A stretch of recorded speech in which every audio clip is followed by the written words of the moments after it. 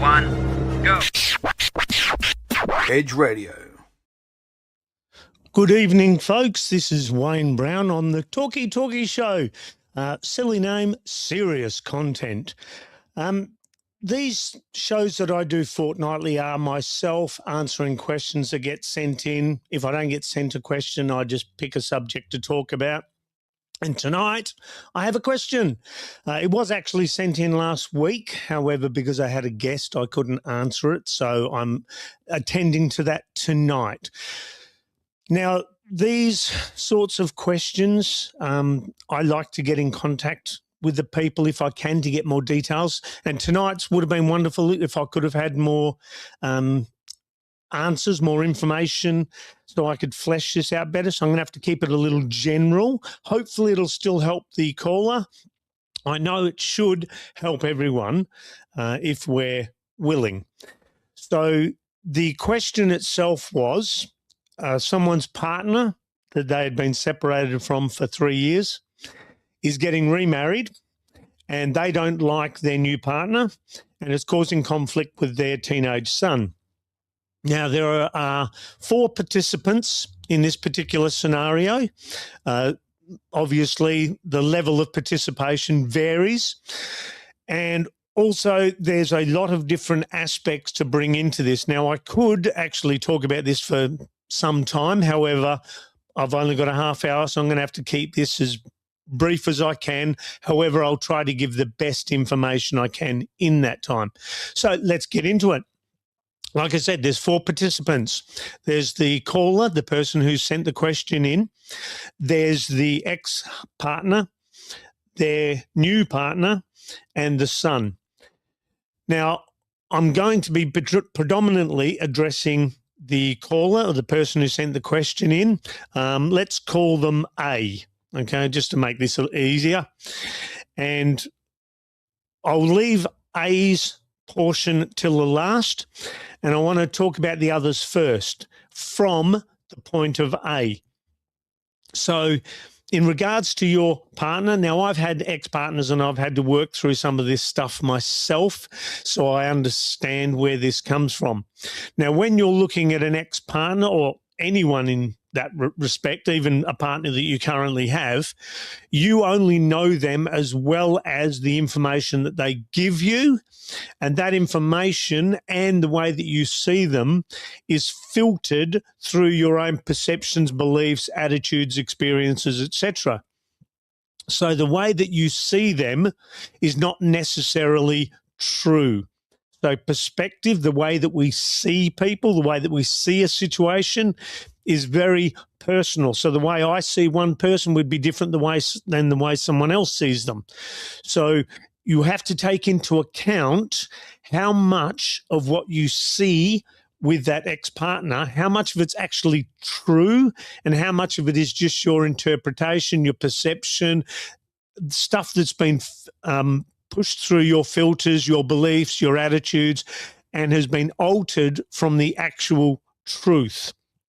So that's one thing you're going to need to ask yourself in regards to this situation that you find yourself in.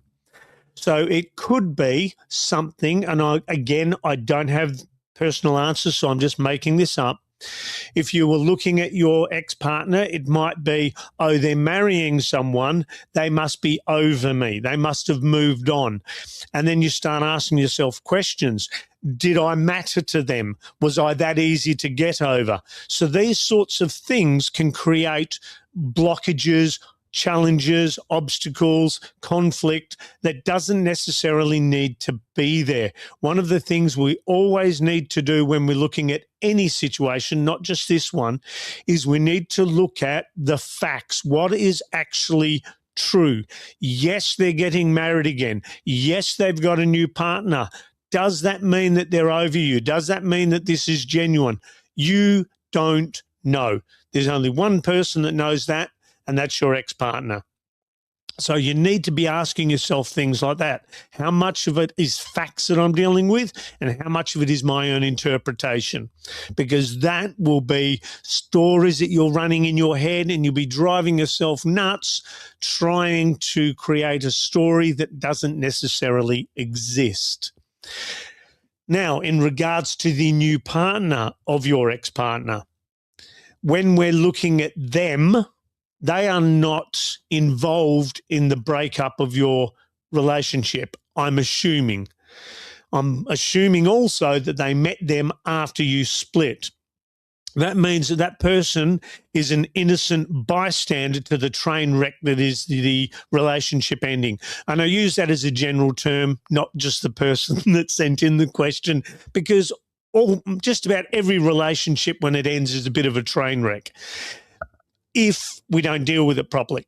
So you have to sort of, in one way, put that person to one side for the moment in that regard and start looking at your perception of whatever that new partner is. So not as an individual, but as a collective thought. So this ex-partner came in. Are they coming in trying to push you out, or is that your own perception? Are they coming in and trying to replace you, or is that your own perception? Is that person genuinely horrible to you, or is it just you seeing that way or deleting certain bits of information so the story matches what your narrative is? So these sorts of things are important to know, not because you want to have a fantastic relationship with them. I mean, if you choose to, good on you. You don't have to. There's no law that says you have to get on with your ex-partner. You can be civil. You can be polite. You can be all of these things. You can be respectful. You don't have to like them if they're an ex. Now, that person, you don't have to like them. You have to hang out with them. You don't have to be best friends. You should, unless they have done something malicious, it's in your best interests and your other relationships to put some effort into being civil, polite, respectful to that person, especially if they've come in after the split. Now, the other one, which is probably a little more important than those two, because obviously you're not going to see them regularly, and I'm assuming your teenage child is living with you. So I'm making that assumption again because I don't have all the information. That child or teenager, they are in a very, very tricky situation. And this is one that a lot of teenagers go through. When the parents split up, they can invariably feel that it's because of them that the parents split. So they will be beating themselves up. They are also caught in a very unenviable situation where there are two people that they love, and I'm assuming they do still love them. And if one is having problems with the other or saying not so very pleasant things about the other one, that again puts that teenager in a situation where they feel, in order to be loyal to the parent that's bagging them, they then feel torn between the love they have for that parent and the loyalty to this other parent. So it really puts them in a horrible situation. So one thing you can do to really make this easier for yourself, and especially for your teenager, is try to see it through their eyes. They will be struggling with all sorts of thoughts and beliefs and attitudes, and their perceptions are going to be pulled all over the place. Their loyalties, their aspects of love and liking and respect, and all of this will be tested. So if someone, whether it's you or your ex, can give them, preferably both, can give them some sort of foundation that is stable, that is respectful, that is considerate, not just of the other person, because that's a totally different thing altogether. It's having that respect and consideration for the teenager, because this will be difficult for them. Even though you may tell them it's nothing to do with them, they will feel at times that it is to do with them. So if you can put that extra effort into your teenager to let them know that they're still loved, they're still accepted, they're still supported and encouraged, and all of those sorts of things, that will make it easier for the teenager. So that sort of thing, you really want to almost make that your priority for a moment. all right, just so you can get some stability back for them, and then you can start to work on your own stuff. Now, like I said, this is a relatively complex situation, and one of the biggest things you can work on is yourself, because ultimately there's only yourself that you can control, that you can influence greatly. I mean, you can influence and inspire other people. However, it's still their choice whether they involve themselves in that evolution moving forward. So when you're looking at your own stuff, now I know for myself, when I started to make big leaps forward in my journey, some of the hardest things to deal with were the following. And I encourage you to sit with these for a while and see what resonates with you. So when we split with people, it's very easy to blame them. It's very easy to do, you did, or you didn't. That's very easy to do. And I know I certainly did it until I came across a saying one day, which took me a while to get and really accept, because it's difficult, is when you're pointing a finger at someone and blaming them, you have three fingers pointing back at you. That means you have a greater obligation to take responsibility, to take accountability, to take ownership, not of everything that's happened, but the things that you contributed. Now, I know when I was looking at my marriage breakdowns, and yes, I've had more than one, unfortunately, it was very easy to blame them. And that put me in a mentality where I had the victim mentality, and it weighed heavily on me. It gave me all the negative emotions or the painful emotions that just kept dragging me down.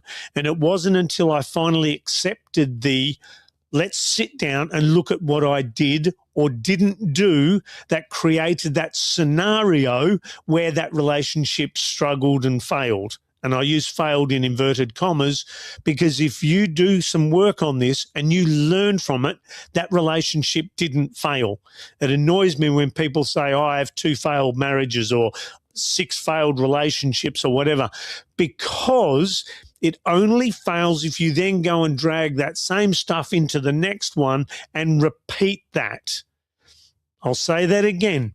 If you take the challenges that created the first relationship or marriage's issues, if you don't deal with it and you drag that into the next relationship, that first relationship then becomes a failed relationship because you didn't utilize it.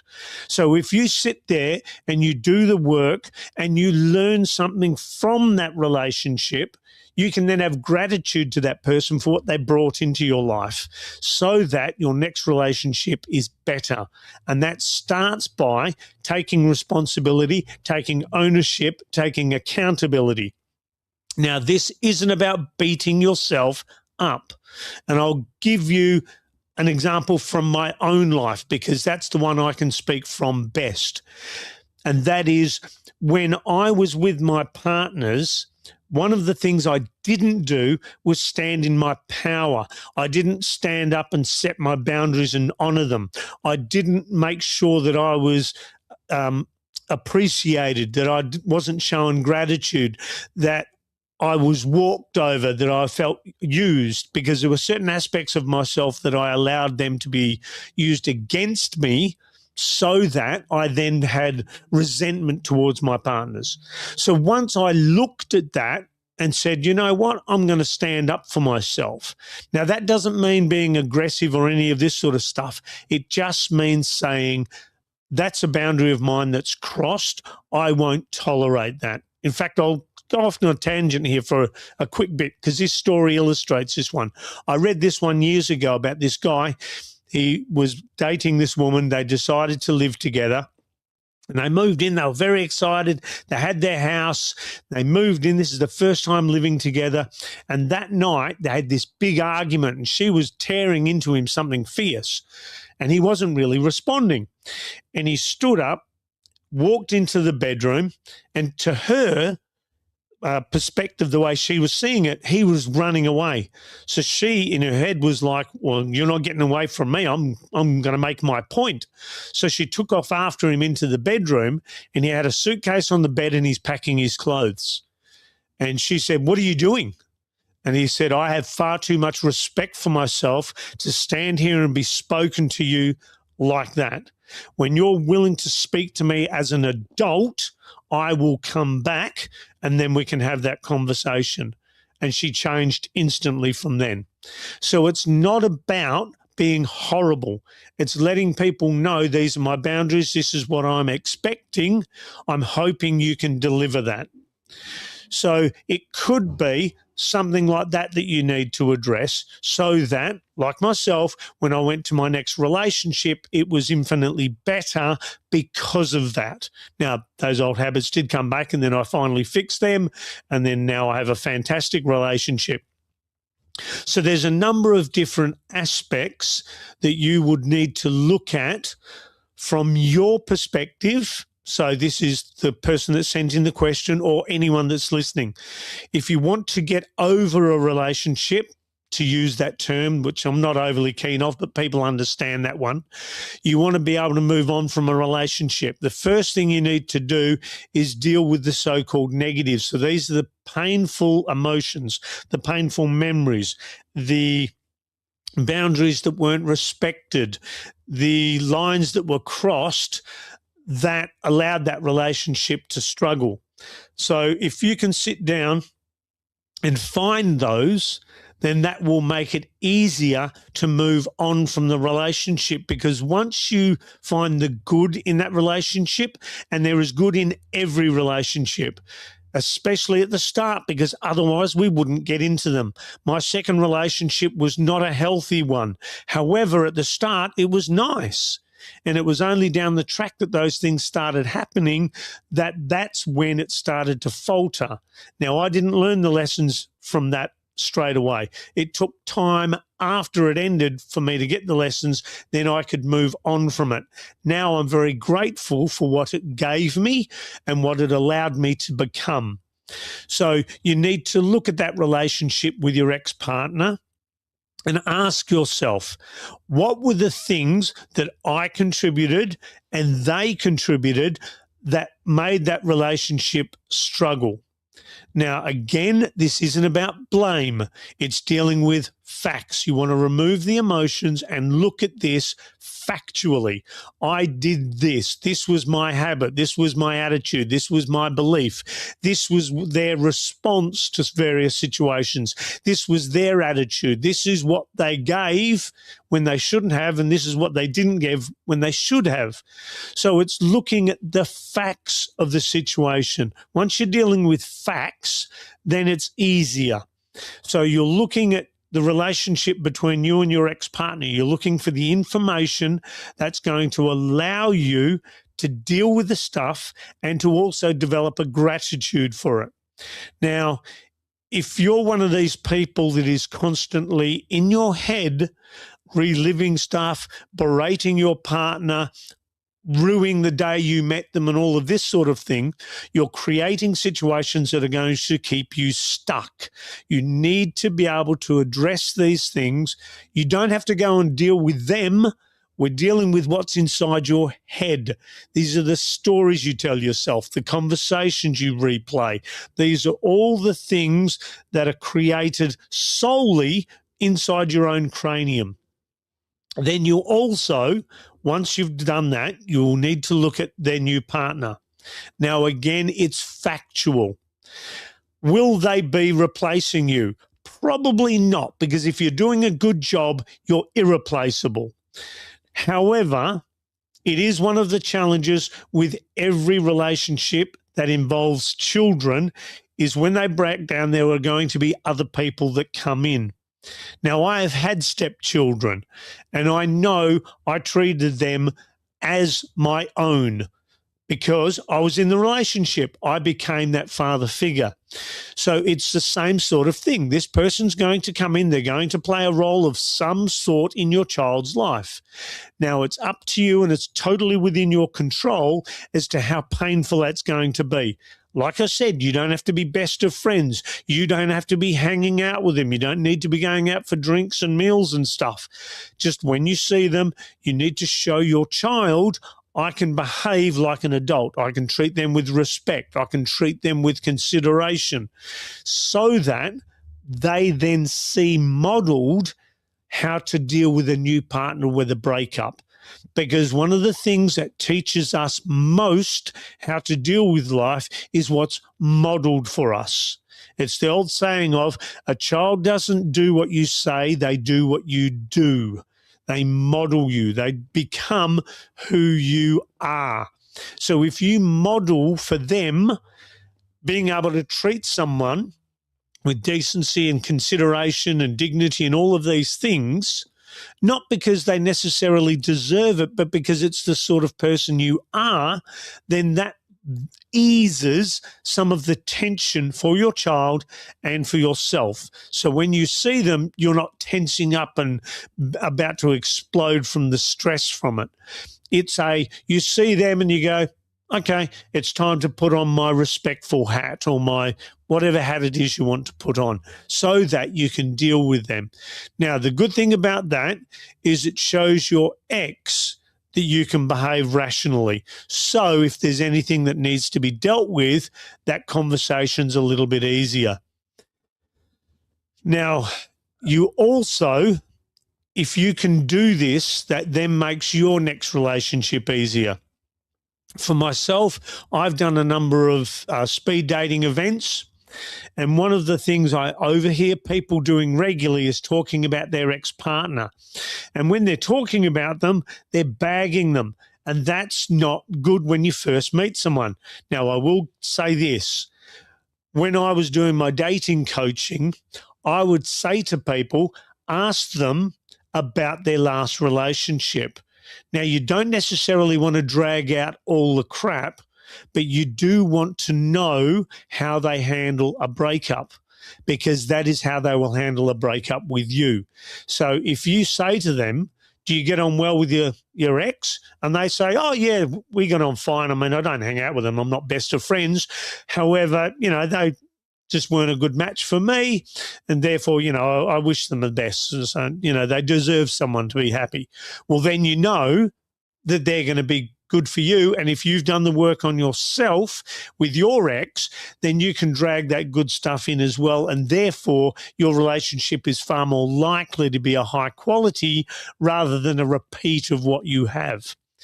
So these are the 4 aspects we've got. Now, if we were working together, and this isn't just the person that sent the question in, this is anyone that would be working with me one-on-one, I would be going through certain situations and breaking them down. So again, I would deal with the facts.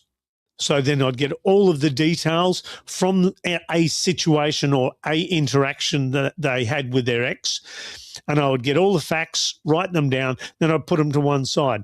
And then I'd ask them about the emotions that are involved. And I'd ask them the way they felt, what they were going through. And then I'd write all of those down. And then I'd look for the ones that were strongest and start to dig into them. So if they had resentment, I would start to dig into that. Well, why do they have resentment? What behaviors led to that? What beliefs led to that? What attitudes led to that? Or if they had they felt disconnected, they didn't feel loved or respected, I'd dig into that. And then slowly, bit by bit, I'd pull apart the situation and then look at a couple of others and look for common links. So like I said, for my situation with my previous marriages, mine was I didn't honour my boundaries. I didn't stand up for myself. I didn't speak up when my boundaries were crossed. I didn't stand in my power. I allowed myself to be walked over. And that kept repeating itself until I clicked for that. Once I clicked, it became easier. So when I met my current wife, and my final wife, by the way, because she stuck with me until the end, is I said to her, look, I'm going to do certain things and I don't mind doing them because they're things that I enjoy doing and they're things that I do naturally. All I need from you is a little bit of respect and a little bit of consideration. So you just say thank you every now and then. I'm fine. And that's what she does. Every morning I make her a coffee. I give her coffee. She says, thank you. I say, no worries. If I'm doing the dishes now and then, she'll walk past, give me a hug and say, I'm so glad I met you. Bang, I'm all in love all over again, because there's a woman that shows appreciation for me. So if that's what was missing in your relationship with your ex, that's what you need to look at. And how do I ensure that that happens in my next relationship? Now, again, you're showing your teenager how to behave in these situations, how to stand up for yourself, how to honor your own boundaries, how to create a high-quality relationship, how to deal with conflict. Ultimately, your goal is to demonstrate to your teenager how to do all of these things like a mature adult. And the good thing is, showing them means you reap the benefits of having that result just by modeling it for them. That means that when you come to your next relationship, it's going to be so much easier. So, like I said, there's 4 people involved in this. You can't control the other 3 people. You can only control yourself. You may be able to influence your ex-partner and his new partner. You may be able to influence your teenager. More than likely you can, because you're spending so much time with them, and also they're still at that age where they're still soaking up that information. They're still willing to take on what's being modeled for them. So when you're looking at your journey, you want to be thinking, what am I modeling and how will I benefit from it? So if you're looking at it from that point of view, solely from yourself and your teenager, then you can move both of you forward and leave all of this painful stuff behind in the past where it belongs. Until you deal with it, though, it's not going anywhere. It's going to live rent-free in your head. And this is with all of us. A relationship ends. We don't grieve it. We just go, I'm done, and we walk away. And I realized this a number of years ago, and I had to go back and grieve all my relationships and work through that stuff, so that when they drift through my head, as they do, because your exes will always drift through your head at some point. You'll hear a particular song, you'll go to a particular restaurant, you'll drive past a particular place. They will get triggered at times inside your head. And if you don't deal with it, when they pop in, they'll stay there. Those conversations will come back. Those interactions will come back. Those painful emotions will come back. All of those things will continue to haunt you. So you need to deal with those so-called negative sides. And I don't like to call them negative because they contain information that is relevant to your journey forward and will empower you to have a better relationship next time. And if it's empowering you to have a better relationship, it can't be a bad thing. So we've just about hit the end of the half hour. I'm hoping that all makes sense to the person that sent in the question. I hope that gives them some clarity. They are more than welcome to contact me. The Talkie Show at gmail.com if you want to get more information or discuss further. Excuse me. And also, if anyone else has a question or a comment about tonight's show, or they want further clarification, you can send that same stuff through the Talkie Show at gmail.com. I hope someone sends in a good question, because tonight's was a brilliant one, and I'd love to go into this deeper. As I said, though, I only have a half hour. I'm hoping that person contacts me and we can do a little bit of coaching around that. That would be great to be able to see them let go of some of that stuff and be able to move forward with the good stuff. So that's it for this week's show. Like I said, I hope you've enjoyed it. I'll be back next week with a guest, and then the week after I'll be back with a question. So until next week, look after yourself. Stay awesome. The replay happens on Sunday from 10 until 10:30. Until next week, look after yourself and take care.